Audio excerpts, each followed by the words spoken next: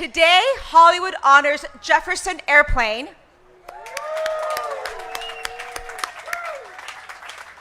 with the 2,737th star on the Hollywood Walk of Fame in the category of recording. Absolutely. Jefferson Airplane rose to fame in San Francisco and the psychedelic rock scene.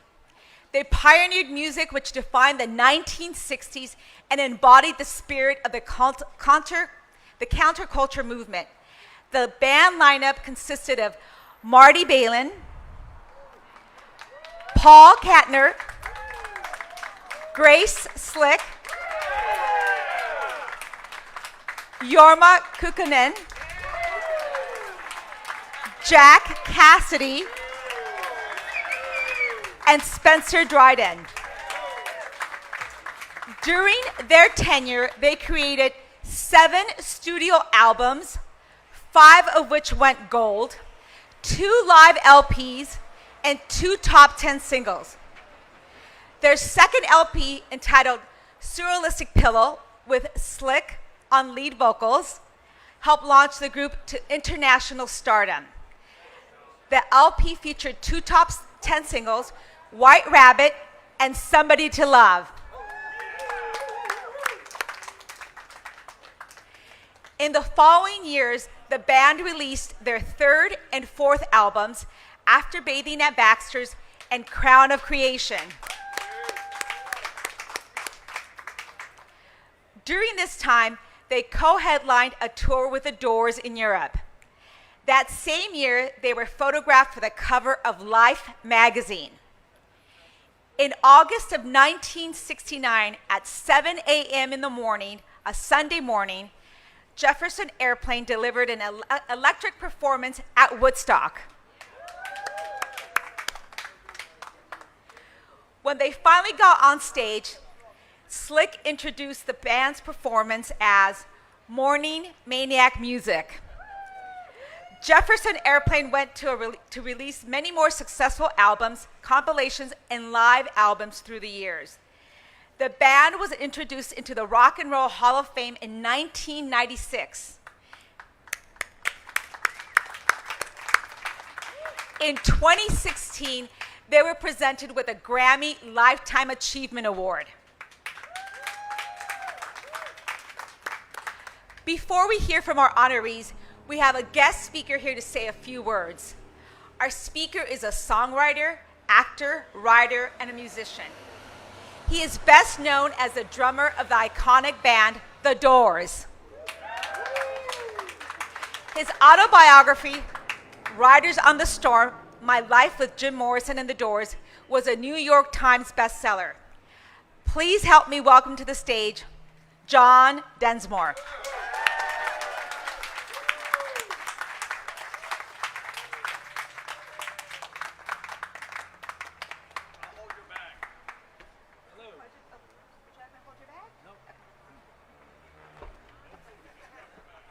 Yeah. I'm not awake, but I like doing speeches in the alpha state. So I'm going to talk about the individual members of the Jefferson Airplane in the present tense. I know that a few of them have broke on through to the other side, but musicians' spirits tend to hang around, especially today. So I'm sure that those airplanes who have crossed over are hovering. Okay, first I'm going to speak about the most important member of this band, the drummer. Spencer Dryden, sweet guy, very talented, musical, very musical. Next, for a few years now, I've been yearning for a hot tuna sandwich, and that means hearing Jorma and Jack live Why? Because they're really good musicians. Okay, there's the rhythm section. Now, on top of that, you put Marty's beautiful ballads, great voice. Then there's Paul Kantner, real smart, creative, intuitive.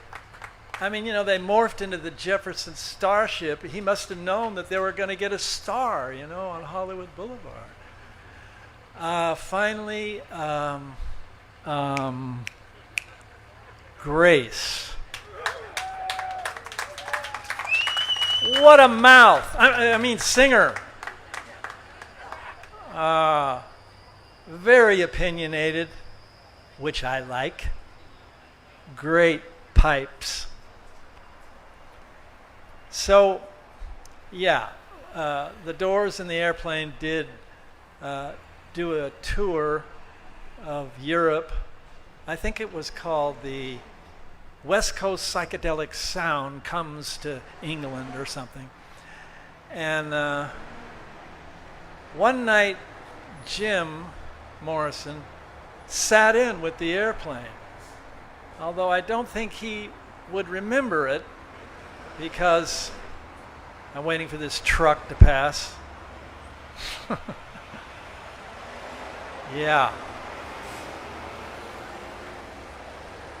So we were equal billing, and we opened one night, the Airplane opened another night, and this particular night, the Airplane opened, and I'm sitting in the dressing room, and they're playing, and I'm backstage, but I don't know that Jim has hopped up there and jumping around, and then through the doorway, I see Jim being carried on a stretcher to an ambulance.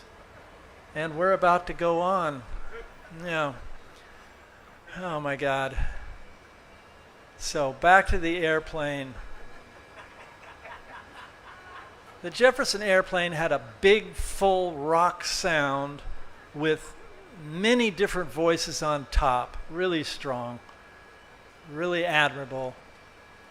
You guys completely deserve this star, and I aspire to be the first one to step on your star. Congratulations.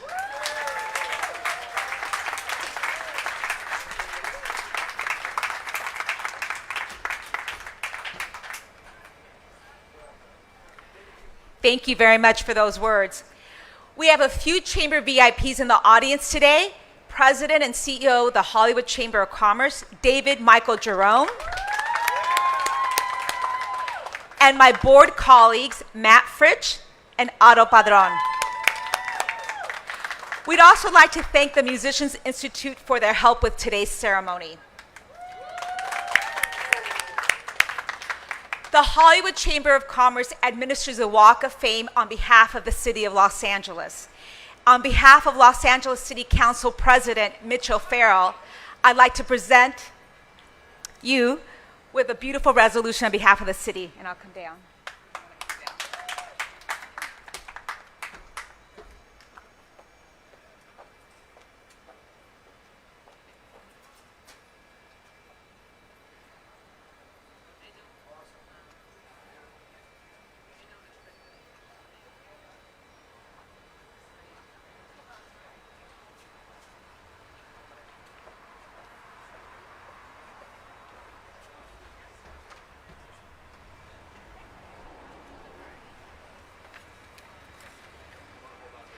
On behalf of the Hollywood Chamber of Commerce, we now declare today Jefferson Airplane in the city of Hollywood. Yeah. It's now time to introduce three of the members who are accepting on behalf of the group. Yorma, Jack, and Grace. So we're going to go.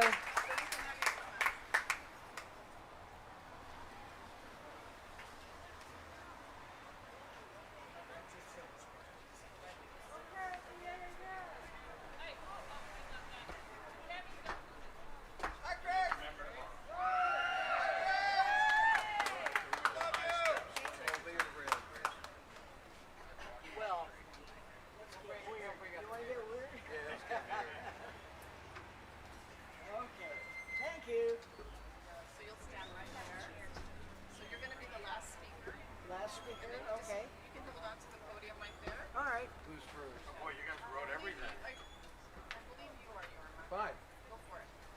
Okay. Good grief. Yeah, who knew? Who knew indeed? So yeah, for a guy that's spent his entire life making a fool out of himself in front of other people and gotten really comfortable with it, there's nothing more nerve-wracking than public speaking. So I'm thinking, what did my wife say? Don't talk too fast, all that stuff. All right, I'll do my best. Anyway, here we go.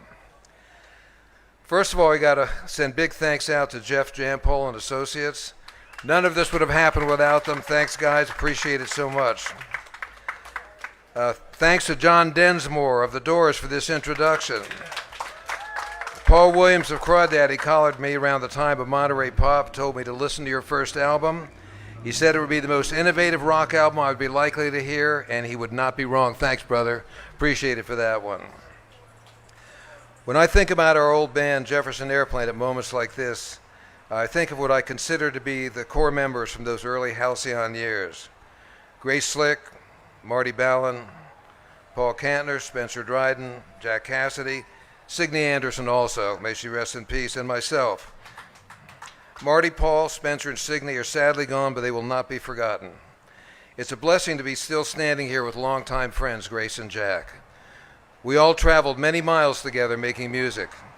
Only touring musicians will fully appreciate this bond. It's one that can never be broken. Today, we're practically around the corner from the Mark Twain Hotel on Wilcox, where the band spent many nights before recording at the RCA studios at Sunset and Ivor a lifetime ago. LA was a home away from home as we recorded back then, and in an odd way, it is still home. All those early times have become zeitgeist for me today. We were all young together in those moments, and we're fortunate not only to make music that the world would hear, as an artist who could want for more. My father was an Angelino. He grew up in Lincoln Heights, and he and the rest of the Calkinans who came west a century ago are buried here. Mom is too. Dad complained about my choice of an occupation early in my career. He would grudgingly allow that I had a real job as time would unfold. This star would probably put a wry smile on his face and gain some approval for affirmative choices made by his sometimes errant son. Finally, if all the gods have aligned in today's wired world, my wife Vanessa, daughter Izzy, and son Zach are watching the old man and his cohorts receive this honor from a continent away. I love you guys. This is all an honor that would have been unthinkable when I was young, but as an 81-year-old man, I'll take it. Thank you so much.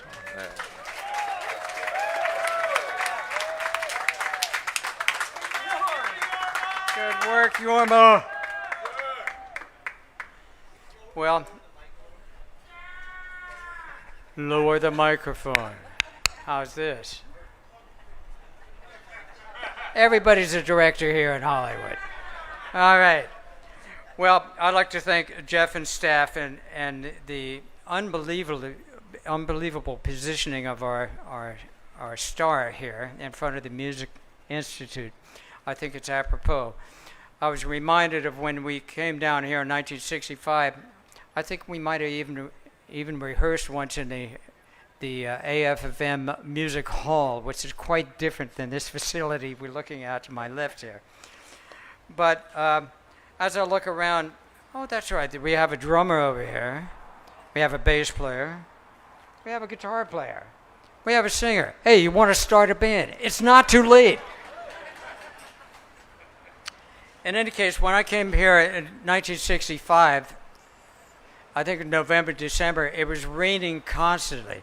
It was raining so much, I think they had I looked it up on Google, that there was like 30 inches of rain in 40 days or something. And it was really like the Hollywood movies, up on the hillsides where people carrying signs, it's the end of the world. Hollywood, the end of the world is coming because of all the rain. And we could certainly use some of that today. But times were changing in those days where the music industry was used to a leader sideman or studio musicians doing all the recording on the records you heard. And for us, it was really the beginning of a sea change. Bands were forming coming from all different backgrounds, certainly the Jefferson Airplane. Paul Kantner had come from a folk background, Yorma from a folk background, I'd come from an R&B background, Spencer Dryden, that John pointed out, he was a jazz drummer. And that's what brought such unique rhythm patterns to the Jefferson Airplane sound. Marty had been in the early 60s a solo performer that had recorded here in Los Angeles. So we came in as a band, got signed as a band, all equal members, sharing everything, including the fact that when we first came to Los Angeles, we had no place to stay. We stayed on people's sofas and couches and the floors and rather inexpensive hotels. And that recording that we did over in Sunset and Ivar at RCA Records, that was the only way most of us in those days could get our hands on recording equipment to even find out how we sounded from live performances. And so it was really the beginning of a whole world. But in Los Angeles, coming down here, there was this whole scene going on, the Whiskey A Go-Go, the Troubadour. Yorm and I are playing at McCabe's down on Pico in the next 2 nights. Cheap plug, thank you. And in any case, we come down to Los Angeles and we take the PSA plane, PSA down into Burbank for $12 a flight. No security. You jump on the plane the last minute, you pay while you're on the plane, you come down to LA. It was a fantastic time. In any case, there was a lot of memories associated with those early days in Los Angeles, and I find myself now a 34-year resident of Los Angeles.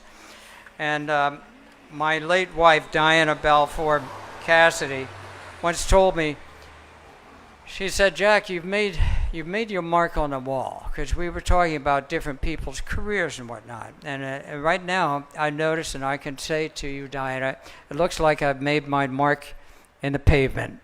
And so it's something I never would have imagined at the time. So it's truly a special day, and I thank all those special people in my life today, Deborah, and of course my little guy, Chester. And God bless those who aren't with us, as well as those that keep trying to expand and nurture the beliefs that make us all better people, and celebrating a variety that is offered here in this great city of diversity, Los Angeles. Thank you very much.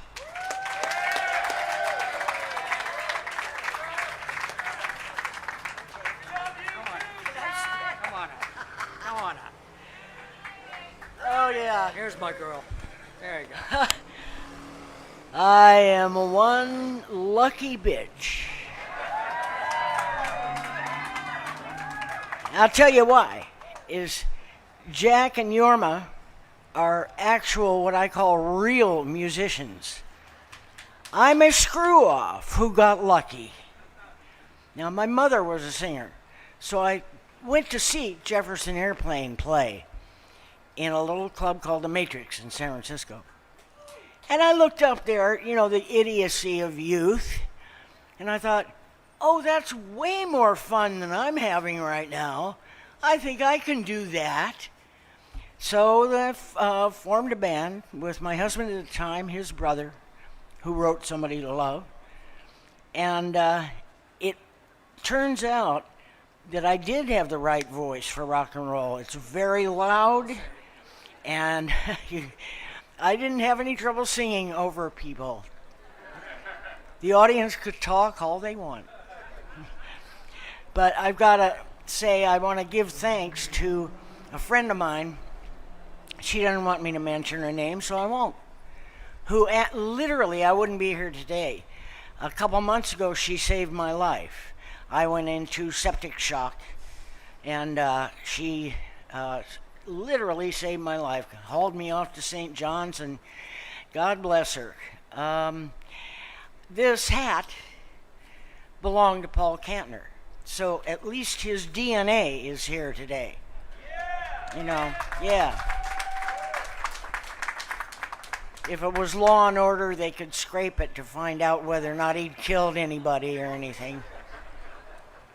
The thing that I wanted to bring up that I liked about Jefferson Airplane, very often it's what tears bands apart. And it might have done that to us after a while, too. But I liked the smorgasbord effect. I'm Norwegian, so we like buffets and smorgasbords. Jack and Yorma didn't sound anything like Paul. Paul's songs didn't sound anything like mine. Mine didn't sound like Marty's. So you got this long board of stuff, and it's all different. And I love that. I don't like right now. I paint. And it's all different. I don't have a style. I love that, and that's what I liked about this band. And I was sort of sorry that is partially what broke it up for a while. But we got back together. You can't tear that apart. That's too tight of a union to rip apart, I think, anyway. And I want to thank all the people who made this possible. There's one sitting right there. He's very short. You can't miss him. He's the shortest guy here. And Jack and Yorma, thank them. Thank Spencer Dryden, who's not here, Paul Kantner, and Marty Ballin. Marty didn't want some other singer coming on, but he did pretty well with not punching me in the face, you know. None of the guys I sang with ever wanted anybody else to have, but they were accommodating.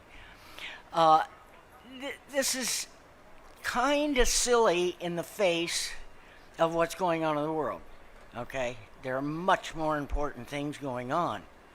But I still love it. Thank you.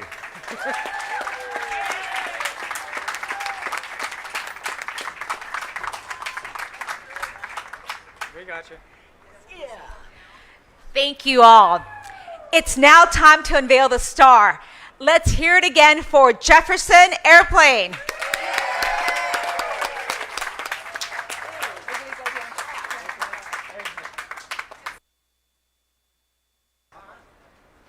You're just sitting here. You want to head down the stairs?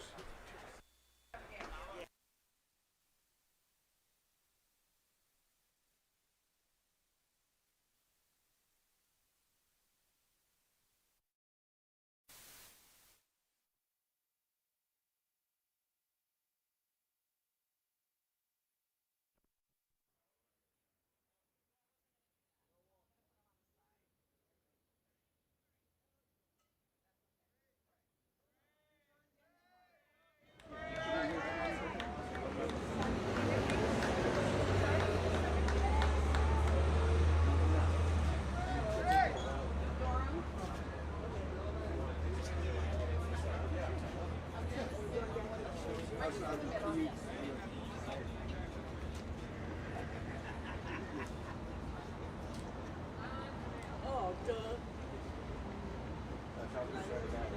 Okay.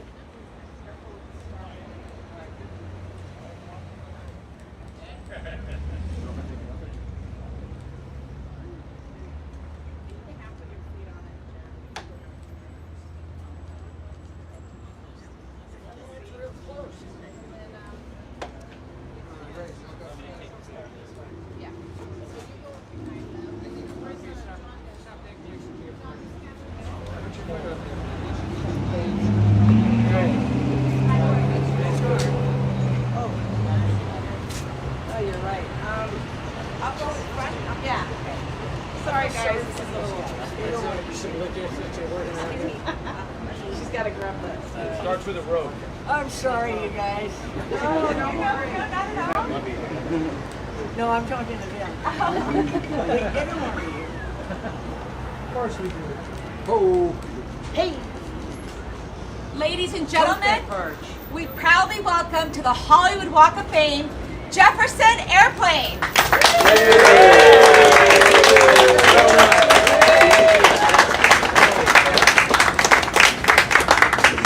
Yeah, there. Wait a minute. Hey, John wants to they step on grant it. my wish.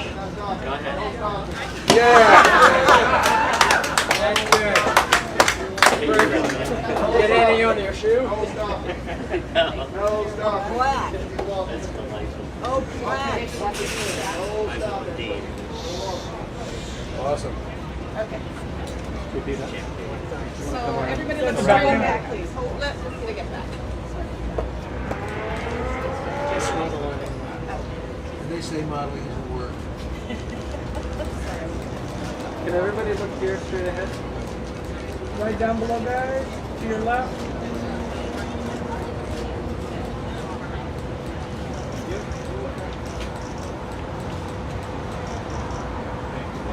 Okay? Okay, we can have just John stay with the group. Congratulations. Yeah, John right in the middle. That's right, that's right. Straight ahead, everybody. Would you mind coming forward just a little bit? Yeah. Just step forward, John, so you're out of the sun. There, there you go. To the left, everyone, please, down below. Thank you. Thank you.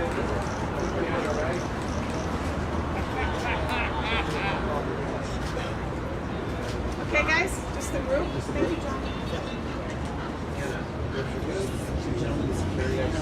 Hey, Ray, can you step back? Thank you. Everybody look in.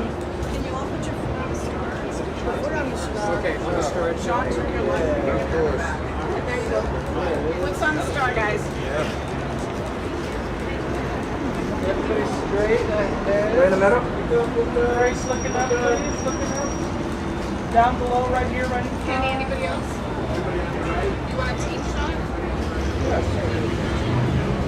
Okay, we're almost done. We're going to do a team shot with Jeff and Kenny. Grace, right in front, Grace.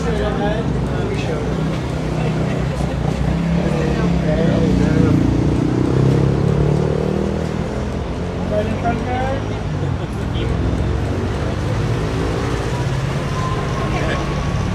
Anything else, guys? Jack, to your left, Jack. Jack, to your left, sir. What do you need? Without the plaques? They want a shot without the plaques. Okay. Without the plaque. No plaque.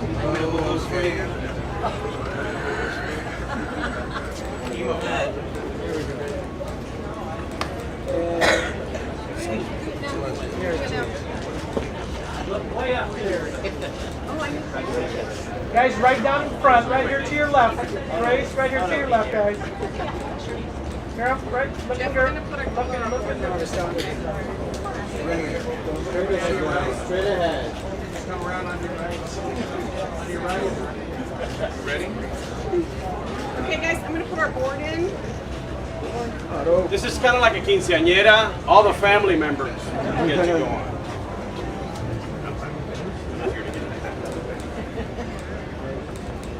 Right in the middle, guys?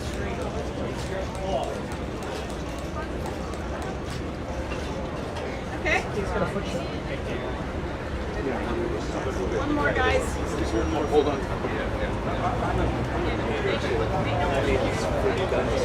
Jeff, anybody else?